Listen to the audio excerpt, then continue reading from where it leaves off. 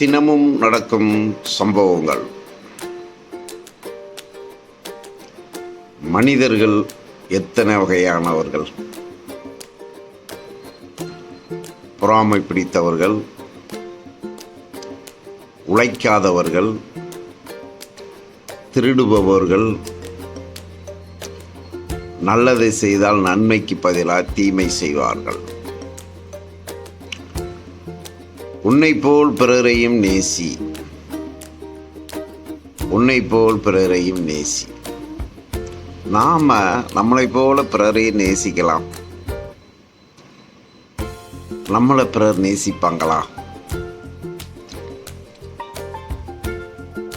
ஒவ்வொரு மனிதர்களுக்கும் ஒவ்வொரு குணாதிசயங்கள் இருக்கிறத வேதம் எவ்வளோ தெளிவாக எடுத்து சொல்லுது.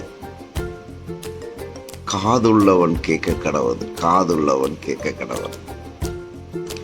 எல்லாமே நன்மையாக நடந்துட்டா ஒன்றுமே இல்லைங்க.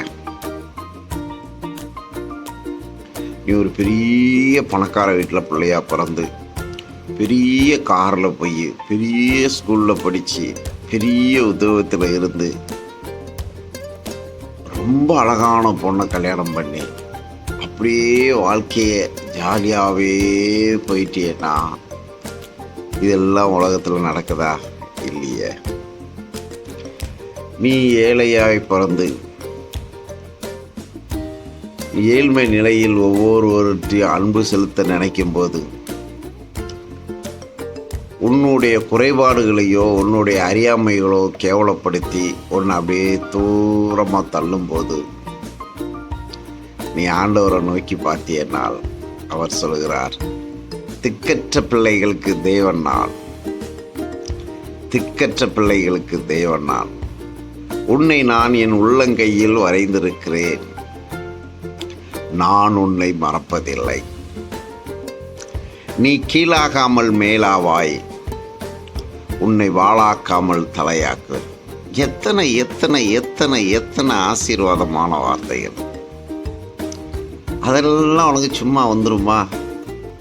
நீ ஒவ்வொரு பாடுகளை கடந்து கடந்து கடந்து கடந்து போகும்போது எந்த சூழ்நிலையிலையும் உனக்கு விரோதமாக நடந்தவங்களுடைய குணாதிசயங்களை நீ கற்றுக்கொள்ளாமல் இரு.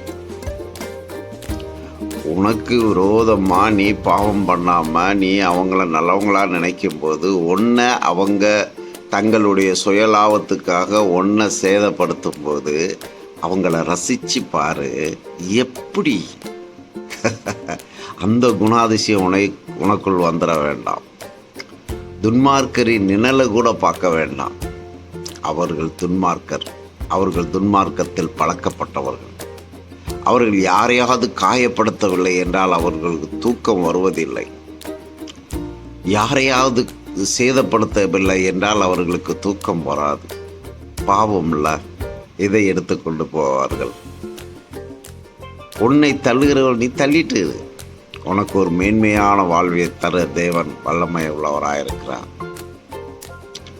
ஆமாங்க, நம்ம யாரை நேசிக்கிறோமோ அவங்க நம்மளை நேசிக்கலைன்னா பரவாயில்ல. நம்ம யாரை விரும்புகிறோமோ அவங்க நம்மளை விரும்பலையா பரவாயில்ல. நம்மளை விரும்புகிற தேவன் நன்மை உள்ளவர். ஒரு பக்கம் வாசல் அடைத்தால் 7 பக்கம் வாசல்களை திறப்பார். அவரை நோக்கி பார்த்த முகங்கள் வெட்கப்பட்டு போவதே இல்லை. அம்மா, ஒவ்வொரு மனுஷர்களும் டெய்லி ஏதாவது ஒரு சோதனையில மாட்டும் போது கோபம், வேகம், வீரம் வரலாம். ஒன்றும் வேண்டாம். 100 ரூபா வந்த நஷ்டம், 100 ரூபா தான், எனக்கு 200 ரூபா வரல. அலேலியான்னு இருங்க. கர்த்தர் நம்மளை ஆசீர்வதிப்பார். அலேலியா.